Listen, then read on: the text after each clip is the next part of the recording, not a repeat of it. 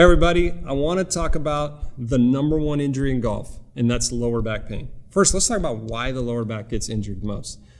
First of all, I always say your joints are either mobile or stable. Let me explain that real quick.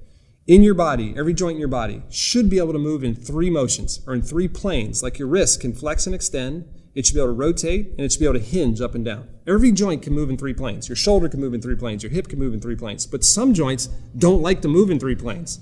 Like the knuckle on your finger. It likes to flex and extend. It can go sideways, it can rotate, but I really don't want you to do that. That would be a dislocation, right? So there's certain joints that like to move in one plane and certain joints that like to move in all three. Guess what? Your lower back likes to move in one plane. The joints in your lower back look like this. They're called facets. They're great at flexing and extending, bending forward, bending backwards. They are horrible at rotating and side bending. So think about this in the golf swing. We're bent over, right? We want to rotate and turn. When you rotate and turn, well, what's supposed to rotate? Believe it or not, it's supposed to be your upper back, your thoracic spine, and your hip. So you're supposed to rotate from your hip and your thoracic spine. But what if you're like most people out there? You don't have hip mobility or you don't have spine mobility. Guess what you try and use? You try and rotate with your lower back. And that's the number one reason why the lower back goes down is you don't have the mobility in your hip, you don't have the mobility in your spine, so you try and rotate from your lower back. Now let me show you how to identify if that's you. Because if your back hurts, you got to know what the problem is. And if it's because you're trying to rotate from your lower back, you need to know this right away.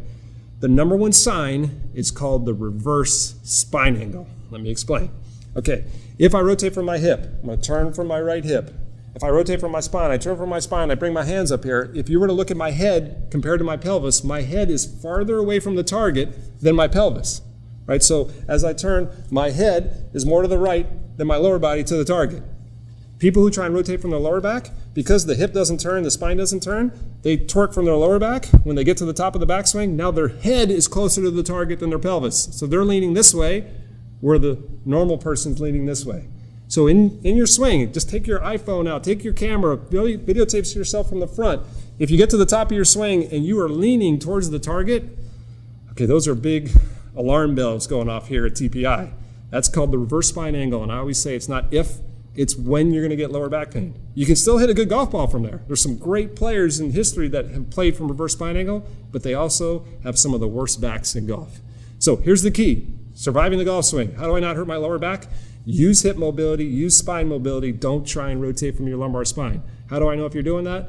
It's the dreaded reverse spine angle. I hope that helps you lower your lower back pain and play better golf.